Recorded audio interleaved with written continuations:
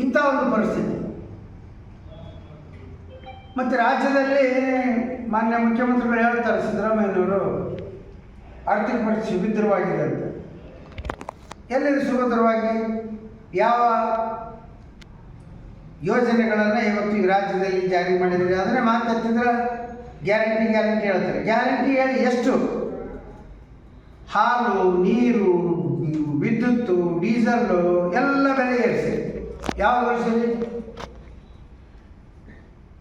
ಆಮೇಲೆ ಬೇರೆ ಬೇರೆ ಶುಲ್ಕ, ಈ ಸ್ಟಾಂಪ್ ಡ್ಯೂಟಿ ಇರ್ಬೋದು, ಅದನ್ನು ಏರಿಸಿರ್ತಕ್ಕಂಥದ್ದು. ಏನೋ ಒಬ್ಬ ಸಣ್ಣ ಪಾಪ ಒಂದು ಒಪ್ಪಂದ ಮಾಡ್ಕೊಂಡಂತೇಳಿ ಒಂದು ₹100 ಬಾಂಡ್ ಪೇಪರ್ ಮೇಲೆ 20 ರೂಪಾಯಿ ಅಗ್ರಿಮೆಂಟ್ ಮಾಡಿ, 20 ರೂಪಾಯಿ ಬಾಂಡ್ ಪೇಪರ್ ಮೇಲೆ ಅಗ್ರಿಮೆಂಟ್ ಮಾಡ್ತಿದ್ರು. ಅವತ್ತು ಈಗ 100, 500, 1000 ಗಟ್ಟಲೆ.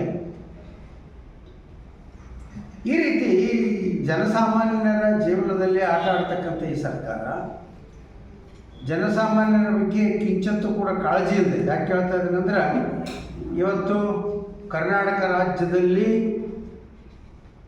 ಆರೋಗ್ಯ ಇಲಾಖೆಯಲ್ಲಿ, ವಿಶೇಷವಾಗಿ ಆರೋಗ್ಯ ಇಲಾಖೆಯಲ್ಲಿ ಗರ್ಭಿಣಿಯರು ಮತ್ತು ಬಾಣತಿಯರು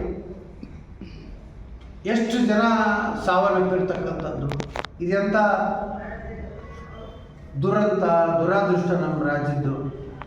ಯಾಕಂದ್ರೆ ನಮ್ಮ ಪ್ರಧಾನಮಂತ್ರಿಗಳು ಬೇಟಿ ಬಚಾವ್ ಬೇಟಿ ಪಡಾವ್ ಅಂತ, ಇವರು ಬೇಟಿನೂ ಉಳಿಯೋದು ಬೇಡ, ತಾಯಿನೂ ಉಳಿಯೋದು ಬೇಡ ಅನ್ನೋ ಒಂದು ಲೆಕ್ಕದಲ್ಲಿ ಇವ್ರು ಕೂತಿದ್ದ.